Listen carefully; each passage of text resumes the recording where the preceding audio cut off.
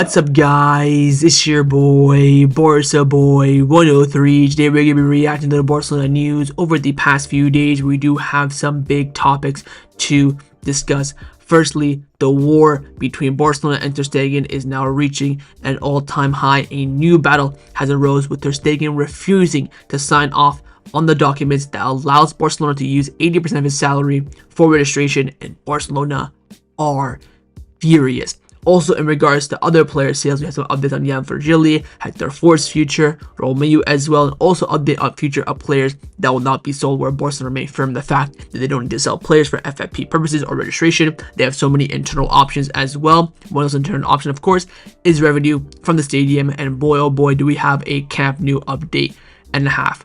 The return is on the table, and it is likely for the first home game of the season, September 14th against Valencia. Barcelona are expected to be back at the Camp Nou, and we have all the updates. So before we get into it, make sure you guys smash that like button down below, and let's try and get to 200 likes on this video. It would be very much appreciated. And also, if you are new, make sure you subscribe down below if you haven't already, and let's get into it. Now, before we get into this video is sponsored by Number One Foot. Number One Foot is by far the best replica jersey website on the market, and it's not even close. They have a variety of different items at the absolute best prices. They sent me two kits recently. First one is the retro Barcelona kit, the home kit, which I'm currently wearing right now, and also as well the second kit for that season in the blue edition. Oh my god, like, the stitching is fantastic, the quality is, superb. Feels like I have the actual, original kit for a fraction of the price. And if you use the discount code BOY at checkout, you do get 10% off your order. That's BOY. Use it at checkout, and all orders above $80 as well will receive free shipping. So what are you waiting for? Hit the top link in the description down below and get your new football kits today. Let's start off with the transfer news over the past few days. The news is that we have been linked with absolutely no one, and yet again the noise is that Barcelona are planning not to make any more signings this window. During the Asia tour press and during some media, Laporta was asked on if there'd be more signings. He said, look, as a club we have to have more players than usual, and that means we have to invest more, and that means we have to do our best to have a more competitive squad. We have very talented players, but they are also human beings, and there is a limit. They need time to rest and enjoy, and I think it's something to take into account. So leaving the door there a little bit open, but I think again the only thing that we really need this window is a fullback signing. Whether it'll come in or not remains to be seen. I think that it should be coming in. I think it must come in. I think it has to come in. But again, we have not been linked to a single player. Even the boring, crappy reports, nothing since we signed Marcus Rashford. So is it concerning? Not really. I think the club really right now are focusing on renewals and mainly, of course, exits that we will talk about later on. Of course, FFP will have a little bit of restrictions. We're still not legally on paper in the 1-1 rule quite yet, but I think everything will fall into place. Whether we make it the signing or not, I think it's anyone's guess. I think it's hard to tell, and of course, injuries will suffice, especially long-term injuries at the beginning will definitely dictate that. But as of right now, they're kind of sitting on the fence, watching everything from afar, and then afterwards, if a market opportunity especially comes about in a position they do need, I have no doubt the club will pounce on it. But we'll wait and see how things do turn out. But as of right now, there is still no plan of any signing to happen for the last month of the transfer window. Let's now discuss the players that have been rumored to be leaving Barcelona over the past few days. It's the virus, it's the Hayawan, it is the captain of this team, inshallah not for much longer. Marc-André Ter Stegen. Shit's gone AWOL in the past few days. Of course, he had a surgery. It was successful. The club have confirmed everything. And now we, Barcelona, were planning over the past week or so to send the official paperwork to La Liga for them to sign off on. That way we can get 8% of his salary to use for FFP. And in the end, we needed, of course, Ter Stegen to sign that document as well. Say, hey, we're going to send this to La Liga to show that you're injured for 5 months, so use your space. The cunt said no. He said, I'm not going to sign it to piss you guys off. Fernando Polo from Monopotivo came out saying that Ter Stegen refuses to give us his approval and sign his medical report for Barcelona to send his injury report to La Liga Medical Committee. Thus, he has blocked the option of using 80% of his salary to register signings. Given his stance, Barcelona have opened an immediate disciplinary case against him that could result in a sanction because they believe his attitude is detrimental for the club and for his teammates. This scummy Hayawan. Who does this? I'm at a point now where I'm going to say Ter Stegen is not a legend of this club anymore. I mean, you are tainting your legendary status, which some people already think you don't, and I'm kind of on the fence about it. But now, I'm definitely on the hashtag no for Ter Stegen. One Deportivo also came out saying that even without being able to use 80% of Ter Stegen's salary to register players, as he refuses to sign the documents to send to La Liga, Barcelona hope to register all of Joel Garcia, Szczesny, Rashford, Gerard Martin, and Cubarsi with the 21 million FFP generated from their exit. The deal announced with Congo and the VIP seats must be validated by the auditors in La Liga. Ter Stegen's injury was supposed to be the easy pathway, but not the only option, which of course, fantastic planning from the board, but this scummy prick. Victor Navarro from Cope came out saying that Barcelona hope that Ter Stegen will reconsider his situation. Joao Laporte is upset, but they believe he will end up reconsidering when he realizes the consequences. The club sees harm to the whole entire entity, and his teammates are opening a disciplinary file against the keeper. Ter Stegen has not even waited for the scheduled meeting with the club to refuse to sign, but Barcelona continue to hope to reach a common ground and maintain the scheduled meeting with him. Fernando Polo also came out saying that Barcelona believe the attitude of the captain is unacceptable because it causes economic and sporting harm to the club. A disciplinary file has been opened and a possible sanction is under discussion. In any case, they trust that they will have other options to ultimately sign to report for La Liga. Cope again, Barcelona believe that legally there will be grounds to ultimately submit their medical report to La Liga regardless of Ter Stegen signing on it or not. It's another loophole that Barcelona love to exploit. Mundo Deportivo as well came out saying that the possibility of a meeting between Barcelona and Ter Stegen for him to reconsider the situation and sign the medical documents are disappearing. The club is convinced that all the legal arguments in their favor and will gladly accept a court case. Ter Stegen did not answer the calls from the club's doctors yesterday to ask him for the medical report, and it was one of his agents who ultimately informed the club that he won't be doing so. He argued that the data protection law protected him, an excuse that surprised the club because he was the first to break it with his statement that he announced that he'd be out for 3 months. The club has detected 100% bad faith from him. Also, Barca believe that the basis of Ter Stegen's anger comes from not playing against Athletic Club in the final match of last season, which prevented him from playing 60% of all matches he was available for, and thus he missed out on a bonus in his contract of 3.5 million euros. Flick fielded in Ake Peña as a reward for the season in which he somewhat abruptly lost his starting place. I've never seen camaraderie of this level in quite some time now, especially from a Barcelona player and especially from a supposed Barcelona legenda my fucking ass. You know my ass? That's what you are, mate. Oh my god. You think that we're gonna try and finesse you from 3.5 million euros just to piss you off? I mean, it would be very nice to know, but fuck me. Also, more reports coming out saying that Ter Stegen is refusing to sign the medical report. The only way La Liga will receive and review and approve Ter Stegen's medical report and associate his time off is if the player signs it. There's no other option, not even legal workaround. The league will only consider the report if the player gives his consent. So Barca said there is a loophole. Other reports, media outlets saying there's no loophole. He either signs it or we don't get that 80% of the FFP.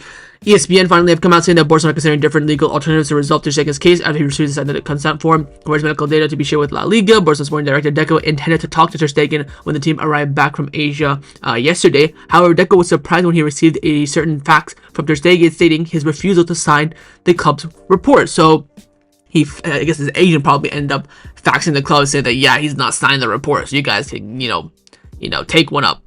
And this, ladies and gentlemen, is the start of the war. Now Barcelona and Ter Stegen be going back and forth with, I would say, both sides having pretty decent power. Of course, Ter Stegen legally bind until 2028. He can only leave the club with his consent, whereas Barcelona can just bench him, take away his dream of playing as the German national team goalkeeper at the club at the World Cup this summer, and basically just end his career pretty much. And it comes down to who's going to crack first. I still fully back here Barcelona to end up getting the upper hand over Ter Stegen. I do hope that in the next week his captaincy will be stripped. Do not forget, this Sunday is a Joan Gamper. We are expecting a captain speech from fucking somebody, so I think someone will end up giving it, and of course, most likely, it will not be Ter Stegen. Will Ter Stegen even be at the Joan Gamper? If he's smart, he won't, because he's probably seen in the past 5-7 years, players getting booed, and he's of course going to be an absolute 100% big fat pussy, so I don't think he'll be there, and if he does get there, he's going to be booed to shit, even at the Johan Cruyff Stadium, especially when it's smaller, packed. It'll be loud as day. But Ter Stegen here absolutely embarrassing himself, taking away his potential slim chance of being a legend at this club, and now there is an absolute war. But we'll wait and see how things do turn about.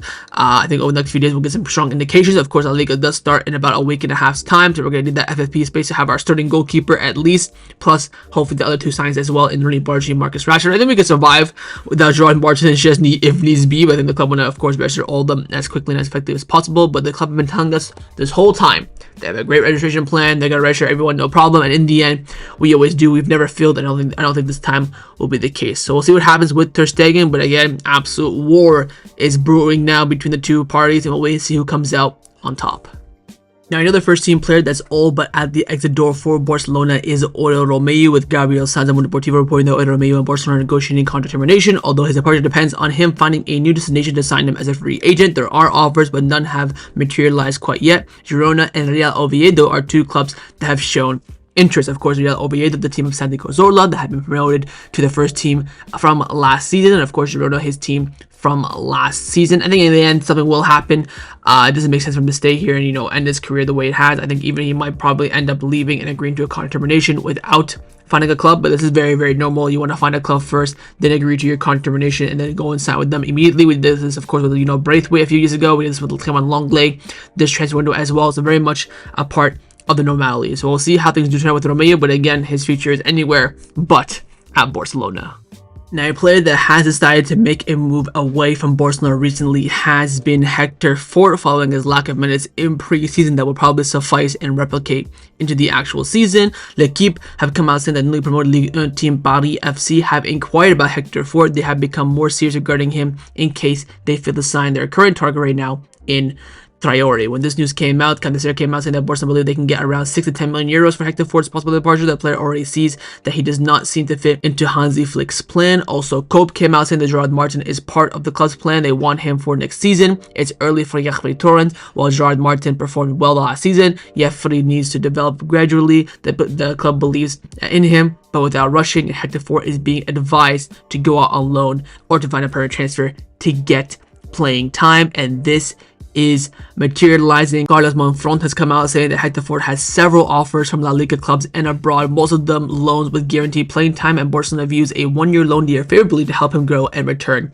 back stronger. The player plans to carefully assess his options, believing that a temporary move could be key in his development, and he has drawn the interest of course, Paris FC, part of the Red Bull group, which contacted Barcelona last week. However, he has also more competitive offers from clubs in La Liga and abroad, many of which guarantee him more playing time. Most proposals are loans, and the most probable outcome is a loan with a purchase option. Ford sees this as crucial in his development. Barcelona still believe in his potential and does not plan to let him go permanently unless a exceptionally strong offer comes in. And in the end, this is probably the right move. I'm a big fan of Hector Fort. I do believe probably in his development most. I get hindered a lot about it on social media. I do rate him highly. I think he's one of, if not the best fullback talent I have seen come out of La Masia in my time. But for some reason, Flick just does not rate him or back him, which you have to respect. I think here a loan move would be the best option. I think you do sell him. I think I pretty much agree with the club. Great offer. Huge offer comes in for permanent sell, but you're gonna be prioritizing, of course, a loan. Even the purchase option as well. I want that option to be quite high in the event he does do well. I do think he will exploit well, and of course, if he goes to a La Liga club, you have to put the fear clause in. So we'll wait and see what happens in the developments of the future of Hector Fort. But right now, he is assessing moves away from Barcelona. Another young talent that also has options on the table to leave Barcelona is Jan Virgili. Sport came out saying that Mallorca wants to sign Barcelona winger Jan Virgili, but the deal is stalled over the price. Barcelona asked for 4 million fee, 50% rights retained, while Mallorca only went to pay 2 million euros. Talks may continue, but positions remain far apart, and Barcelona prefers a permanent transfer for Jan Virgili over a loan to benefit financially and a buyback clause that could be included if he excels. The club does not rule out keeping him with the reserves if no suitable offer arrives, despite the fact that he asked to leave the club.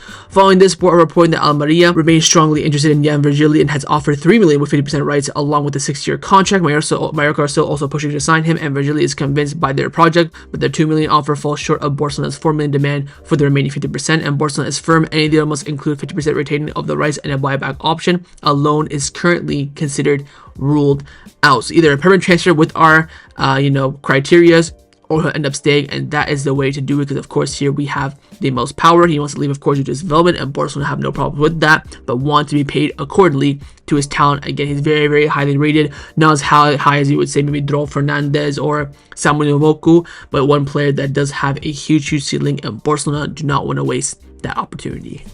Now, one player who's bit in a predicament in regards to his future is Guille Fernandez, as he's unsure of what to do this summer, either to move or to stay at Barcelona. Carlos Monfront has come out saying that Guille Fernandez's agent has received proposals for both a transfer and a loan that would generate quality minutes with clubs like Borussia Dortmund and Porto showing interest, though no formal offers have been made. Guille's priority is to grow and continue developing at Barcelona, but he's aware that real opportunities are necessary to progress. After the preseason tour, he and his team will meet with the club to clarify their intentions. If there's a strong commitment to his development, staying remains an option. Otherwise, a loan or transfer will be considered to ensure his continued growth. He's going to tell the club, do you want me? If they say no, which we probably end up will saying no, then he'll say, okay, I'm going to look for a move elsewhere to develop. Again, his priority is to continue at Barcelona for the medium and long term. This could be, again, like, Jan Virgili, a sale with a buyback option, percent of a future sale, all that sort of stuff. And again, I would probably advise Guille to leave. I do rate Guille. I think he is more talented than Tony, even though Tony seems to be getting the minutes and the chances from Flick. I personally, which I guess I don't know shit, but I really do like Guille Fernandez more than his cousin, Tony Fernandez. I think there is a true talent there, but again, the midfield is just so stocked and so perfect. Pedri, Bernal, De Jong, Gavi, Fermín, Olmo. It's just too good, and there's so much depth to the point that you're not getting in, even if we do have injuries here and there. Of course, if there's an injury crisis, you can get in, but that's, too rare to count to buy into a live pine. So we'll wait and see what happens with Guille Fernandez, but I think most likely an exit this summer will be on the table. The question is how and also where as well. Now, along with the news of players leaving the club, we also have the news in regards to players staying at the club, mainly around any first team player, as right now Barcelona made it clear they will not sell any player in the first team unless the player themselves ask to leave. Candacer came out saying that Barcelona is now currently planning to make any sales during the remaining summer transfer window in order to register players. Barcelona believe that the additional sources of income, such as VIP seats for the Camp Nou, will provide enough financial margin to complete all registration. However, if a player feels they won't get minutes under Flick and wishes to leave, Barcelona will listen to offers. So far, though, no such offers have arrived because Barcelona has not actively placed any player on the market. So in regards to the first team, everyone is safe, everyone is good, unless someone comes and says, I want to leave. Barcelona has no intentions of letting anybody leave whatsoever. And we have some updates on those kind of players' future. Firstly, Candacer came out saying that Barcelona looking actively to sell any midfielder despite overbooking. Only if players like Fermín and Casado ask to leave, the club will study it. And Hansi Flick does not think that it's a bad thing to have too many options in a long and hectic season. I agree. There were some reports coming out saying that United were in for Fermín, but Fabrizio Romano came out saying that Barcelona does not want to sell Fermín Lopez. They have full faith and trust and want to keep him. Same thing with Araújo. Barcelona do not want to sell Araújo. The only thing they consider in the situation is the player himself asked to leave. The board considered him a very high profile player. Ferran Torres the same as well. Hansi Flick has personally informed Ferran Torres that he believes in him and that he will compete with equal terms with all forwards in the squad, including Lewandowski. Beyond goals, Flick particularly likes Ferran for his high pressing, willingness to open lanes and runs, his tactical commitment. His teamwork is also very much appreciated. In regards to those Saudi offer, his entourage confirmed that they have not received anything officially yet, and the player is fully focused on succeeding at Barcelona. So those are the updates in regards to players that actually mean something leaving. Your Hector Forts, your Virgili, your Romeu, your Ter Stegen are nobodies, right? They're not really going to have huge impact on the squad like a Casado, a Fermín, a Ferran, or an Araújo would have. But again, no sales are planned. No sales will be forced for registration or anything like that. They will only leave if the player themselves has to leave. Let's now discuss some contract renewal updates around the first team at Barcelona. A very quick update is on Frenkie de Jong. Of course, Koundé's renewal has been, made basically done and signed over the past few days, following the team coming back from the Asia tour. Frenkie was asked about his renewal on the Asia tour. He said, look, I haven't renewed yet, but I'm very happy at Barcelona. From what I know, Barcelona are with me. In the end, I'm probably going to end up renewing my contract, and that, of course, is exactly what you want to hear. Again, we're just waiting for him to terminate his contract with his current agent, Ali Dursun, sign with Fini Zahavi. Then things will be moving quickly and swiftly. I probably expect this to be, picking up steam a lot, probably September, October, international break. I think hopefully for sure by the end of the year we will get this done. It would be nice to get it done during the summer as well for FFP, but I don't think he'll have time to really terminate that contract with his current agent in that kind of speedy way. So we'll see what happens with the Frenkie. Again, very positively, both teams, both parties, should I say, sorry, in regards to Frenkie and Barcelona want to continue. They're both transmitting the fact that they will continue, just now going through the logistic parts of the renewal. Let's now discuss some of the injury updates around the first team at Barcelona. Firstly, an update on Cubarsi, who of course did pick up an injury against Dagu, was subbed off around the 80th minute. Following the match, Miguel from AS confirmed that Cubarsi suffered a knock in his left knee. He's a bit doubtful for the Joan Gamper match this Sunday, but he will be 100% fully fit, ready to go for the La Liga match, in the Liga Open, should I say, against Real Mallorca, which of course is a positive thing. There was a bit of a blow. Flick did confirm after the game they didn't want to take any risks whatsoever, so they just subbed him off. So we'll wait and see for the Gamper. I wouldn't even risk it for the Gamper. At best case I would do is play him as a second half sub for like 10-15 minutes to just keep that sharpness and rhythm going. So Cubarsi should be a-okay for that La Liga opener against Mallorca. Final update is on Marc Bernal. Miguel again came out saying that everything is ready for Marc Bernal to receive the medical green light ahead of the Joan Gamper this weekend against Como on Sunday. He has put in immense hard work and sacrifice to cut his expected time out by 3 weeks. Although he could play a few minutes against Como, his playing time will only gradually be increased after the international break in September, as he needs time to gain back a rhythm. It will be only around November or December where he'll be able to play match after match from start to finish. So again, very similar to what we saw with Gavi last season, but that green light should be coming hopefully this Sunday. Nicely, friendly game against Como, get the fans up, oh hey, Bernal's back, we're so excited, blah blah blah. Then afterwards we'll go back to normality. Well, of course, Gavi's moment against Sevilla, we maybe have Bernal have that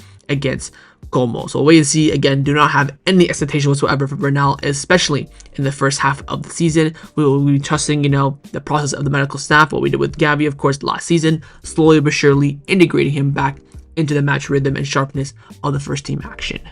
Let's discuss some of the news surrounding Barcelona over the past few days. First up is in regards to Barcelona's successful Asia tour, despite that, hiccup a few days before traveling to Japan, and it was so good that Barcelona want to go back to Asia next season for the preseason tour. When Deportivo came out saying that Barcelona is considering returning to Asia for the 2026 summer tour, as everything does point towards that continent due to the World Cup being held in USA, Mexico, and Canada. With investors likely to have already spent on the World Cup, there will be a little margin for the US tour, generating around 15 million euros. Fantastic point. Despite the tour's rocky start with a near cancellation due to non-payment, the club highly satisfied with the overall development of the tour. Stadium attendees were strong, media coverage was positive, and the FC Seoul Barca match achieved over 2.1 unique users on 14 million views on YouTube, making a major success in promoting the Barca brand in Japan and South Korea. To be fair, they were showing the game for free. That's why I ranked up the numbers. If it wasn't for free, it would have ranked up those numbers. How about you guys show the preseason games for free? You'll get numbers all you want. But great news here. I do definitely agree with it as well, with the World Cup being in America, stadium booking and stuff like that. It's gonna be so tight. Right when the World Cup ends, that's when preseason starts as well. So a lot of players are gonna be coming back late, things like that. So doing it in Asia is probably the best and for the most, marketability, sponsorship, revenue, and advertisement as well. So we'll see how things do turn out, but that is the plan internally right now for Barcelona to have next season's preseason summer tour in Asia again. Now, the final topic that I want to discuss for an end off this video is in regards to Barcelona's return to the Spotify Camp Nou, and we are back on the table to be back there for the match against Valencia, first home game of the season. Positive news that we have here. Sport came out saying, Fernando specifically, based on discussions between Barcelona and Lippmac shortly after the Gamper match, the main stand and the South Goal area will be completed, allowing the initial occupancy license to be obtained in early September for around 30,000 people capacity at the stadium. If Barcelona does not play Valencia at the Spotify Camp Nou, it won't be in front of 60,000 fans. It'll likely be around 30, at most 45,000 spectators. Even 5. We'll take it at this point. Barcelona's own projection indicates that by the last week of August, the lateral stand should be completed, increasing the capacity to 45,000 spectators. By the end of September, the north goal, goal north stand, which is currently the most delayed, should be completed with the occupancy license for the two lower tiers of the stadium expected about 3 weeks later. Barcelona is expecting visits from the representatives of both La Liga and UEFA, who must give their approval for the competition to resume at the venue. However, everything ultimately depends on the Barcelona City Council. It won't be until October that the Spotify Camp Nou could reach the 60,000 spectator capacity, providing there is no, of course, unforeseen circumstance in terms of a setback. Obtaining the first occupancy license can take months, but the City Council acknowledged that Barcelona's case is unique and that the process could be fast-tracked. Nothing is guaranteed, and there have already been several delays, but at this moment, the club is betting on returning against Valencia in front of at least 30,000 spectators. Yes, please. Another report from Sport also confirmed this, as well as an important progress has been made during the last week that Barcelona were able to obtain necessary license to host the match against Valencia on the 14th of September, at the Camp Nou. There also been a new plan regarding the phase 1 of the building permits and in terms of the number of spectators that can accommodate in each phase. Phase 1, 27,000 spectators will be available to accommodate. In phase 1B, 45,000 spectators. In phase 1C, 60,000 spectators. And finally, phase 2 is the third tier that will come to play, which is hardly possible this season. So again, maximum we're going to get in the Camp Nou this season will be 60,000 spectators. Now, other reports are suggesting that Barcelona and City Council have agreed to modify the activity license granted a few weeks ago by the city administration and adapt to its current state of the Espai Camp Nou reservation work. Initially, the City Council had granted the license for opening intended for 62,000 spectators, but since the phase of work has not been completed, both parties have agreed to reduce the license to around 27,000. This does not mean that Barcelona has a green light from the City Council to open the stadium against Valencia. To make things possible, Barcelona must finish the construction of the tribunal and south areas, including proper access points and security measures. Then Barcelona must request the first occupancy license from the City Council. Additionally, Barcelona must submit a partial initial control report, a procedure related to safety and prevention. I mean, fucking me, man. Why is being a Barca fan so hard? I gotta learn all this. I'm basically an accountant and a construction worker at this point. But basically just saying what Frank Corral said initially, that these things will be completed. And now they're saying, okay, if this is completed, we should be good to go to have at least 30,000 spectators at the Camp Nou for the Valencia game. Also, in recent weeks, Barcelona and City Council have agreed to divide the first phase of work into 3 partial phases, which of course is a big positive. And following all this, Luis Rojo from Marca came out saying that Barcelona has submitted a request to the City Council to approve the open license for the first phase, allowing 30,000 spectators for the match against Valencia. The request also covers the second league game against Getafe a week later, meaning that the game would ultimately be limited to that same capacity. Only the main stand and the one ends at the stadium would be open. From there, the Camp Nou would be and then moving to the second phase, raising the capacity to 45,000. This would apply to subsequent La Liga matches and Champions League games. Eventually, the full 60,000 capacity initially planned would be permitted, and the City Council is expected to respond next week. The issue is that, of course, for the Champions League match, the first match will be held on September the 16th or the 18th, right after the Liga opener. If Barcelona is scheduled to play a home game in that round, they would have to host it with a limited capacity of 30,000. The club has asked UEFA, not just La Liga, to avoid scheduling that opening Champions League match at home. So far, there has been no response. Again, it is computer generated, so we need really the luck of the draw, I should say, on our side for that. Finally, Fernando Polo has confirmed everything, as well as that Barcelona has received approval from the City Council for the modification license, allowing the Camp Nou to open by zones without needing full completion of both tiers. The club is now waiting for all construction parties, including Torilla and Lickmack, to formally sign off. Work must be completed within about 2 weeks so that the club can submit the certification of the completion and notify the City Council, La Liga, and UEFA, and it intends to return the Camp Nou at the start of all competitions. Yes, daddy. This is what I need in my life. So in the end, we won't be coming back to the Camp Nou for the Joan Gamper, that's for sure. Tickets are already being sold for the Johan Cruyff Stadium, but the return to the Camp Nou this season in the first half is alive. A lot of reports are suggesting right now that the Montjuic return is completely ruled out. So either we're going to thug it out at the Camp Nou or we're going to thug it out at the Johan Cruyff Stadium at this point. But apparently now, according to reports, Montjuic is basically ruled out. Everything now points to Barcelona, September the 14th, 2025, Valencia home match to be at the graceful, historic stadium that is the Camp Nou.